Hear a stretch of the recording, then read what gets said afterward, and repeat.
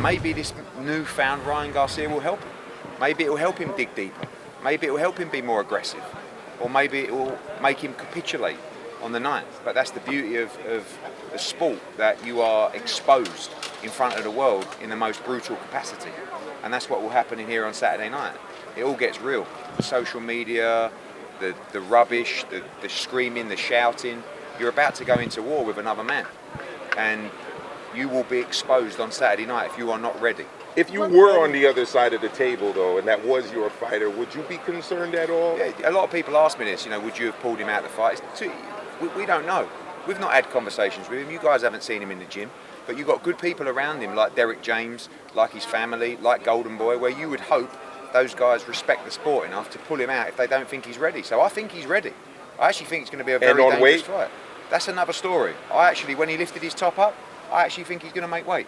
I didn't yesterday. Yeah. Do you feel like he's won about it the right way with the promotion, though? Everybody's entitled to do it. I mean, listen, as a promoter, I don't hate it. The only thing I hate maybe is the fact that people maybe believe that he wouldn't make the fight, and that's why now you're seeing it being a late sellout rather than an early sellout. What were your initial thoughts when he started doing it? That's all right. I mean, listen, I've been watching him on social media like a hawk. But haven't we all? I mean, that's why people say, is it good promotion, bad promotion?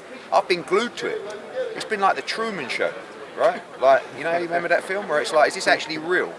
And I don't know whether, and I think that you're seeing uncharacteristic behaviour from Ryan Garcia, but then also like him just rolling with it. So some of it I think is like not put on but extreme, and the other is that he's just maybe out there a little bit, but he looked in good shape. Eddie, when you came out to the US, this was known as a PBC venue. It's now become a Golden Boy, the DAZN venue.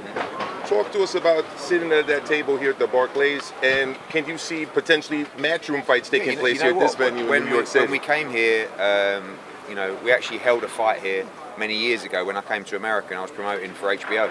Yeah. And that was Danny Jacobs. Big Baby Miller fought here as well. It was a long time ago. This is a great venue. Great venue. And I'm pleased to see big time boxing back here now. And obviously it's open. Back in those days, you couldn't get a date. You were blocked from all dates.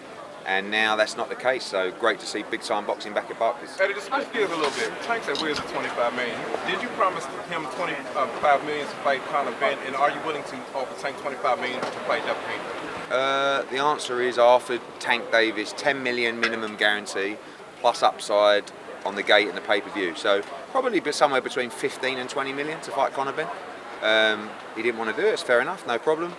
I don't see. I worry about the Devin Haney Tank fight because there's no way Devin Haney would fight under 140 pounds. So Tank would have to be up at 140. And eventually, you asked Devin Haney there about unification fights, etc. I actually see Devin Haney moving to 147 eventually. He's going to fight. Obviously, he told me off last week because I said I think he'll vacate rather than fight Sandor Martin. He's already given me an instruction to try and make the Sandor Martin fight next because I think he wants to maintain his belts, and I like that. I'd love him to fight Subriel Matias, but in time I see him moving to 47. I mean, who's to say, in time Devin Haney against Boots, that's a fantastic matchup in time. But I would like to see Devin attempt to unify the division at 140 before he moves to 147. You mentioned 147. To piggyback on Matias, what's your thoughts on Matias saying he's not interested in fighting Devin Haney fight? Instead, he wants to fight Regis Prograis because Devin is not a big draw and he doesn't sell. No. The fight that we need to make is Subriel Matias against Teofimo Lopez. That's a good one. That's a serious fucking fight. And also Subriel Matias against Devin Haney. After he fights Liam Paro, which is a very tough fight, a lot of people writing him off, he should look to unify the division. You guys know, everybody in boxing knows how good Subriel Matias is. He is a bad motherfucker.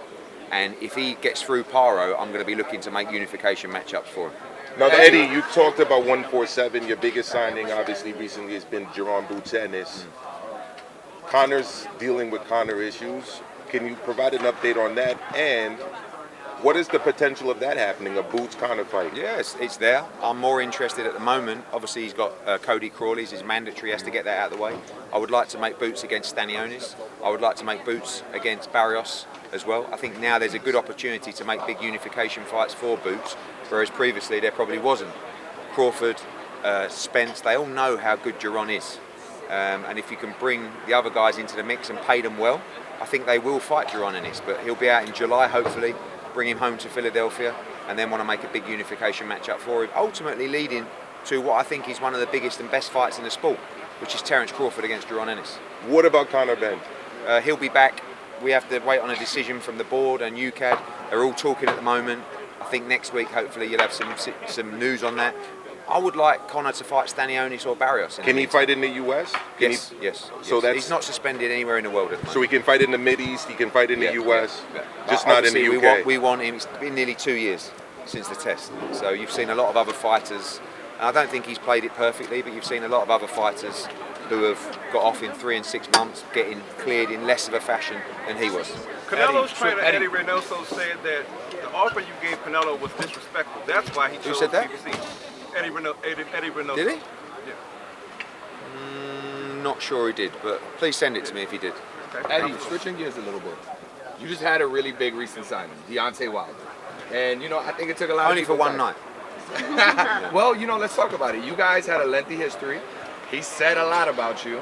How does it feel for you to have him now on your team at what I'm sure is a lot less than the $100 million you guaranteed him a few years back? I've always liked Javante. The problem is in boxing, people get told stuff. People who have agendas will tell fighters certain things, and before they've even met you, they've already decided how they feel about you. And obviously, I said a lot of things about Deontay Wilder because, you know, I was emotional.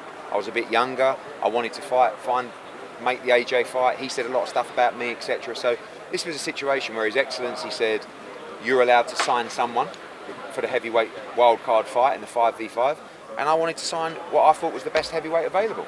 That's Deontay Wilder. I think he's going to knock Zhang out. And then I think you're going to see him back into the Wilder fight, the AJ fight, etc. So he's a very, very very good fighter. If he believes in himself, I think he'll be back with a bang on June 1st. So let's talk about that, Eddie. The temperament of Deontay Wilder. Talk to us about the temperament of Deontay Wilder. Yeah. A lot of people question his temperament after the ayahuasca trip that he kind of Look, sometimes you have to find yourself. You know, and he went through that process. Everyone's got personal issues they deal with in their life. Some of them you don't know about. But the look that I saw in his eye in London, and when we were talking to His Excellency, was he's back and he's ready to be the old Deontay Wilder. It's one thing saying it. If he can do it, I think he'll knock Zhang out. And I will see you guys. Is he really your tomorrow. captain in the 5v5? Absolutely. I've chosen him as my captain. He's the most experienced fighter. He's the most accomplished fighter on the team. And I want him to carry the matchroom flag and win this tournament. Who's Warren's captain? Hamza Shiraz. There you Real go. quick, Thank you. what's your thoughts on Canelo saying Al Heyman is the best promoter? Is that? I said, what's your thoughts on Canelo saying Al Heyman is the best promoter? Whoever he's working with at the time, he says he's the best promoter in the world. Eddie, it's got to feel good though, right? Having Deontay on the team after all that, it's got to feel a little good. I've got Deontay on the team, I've got Devin on the team, I've got Boots on the team. There you go. The list goes on. And I'm Kristal Hart reporting from the Barclays Center here in Brooklyn, New York. Hope you've enjoyed the show. Thanks for watching, and we'll see you at the fights.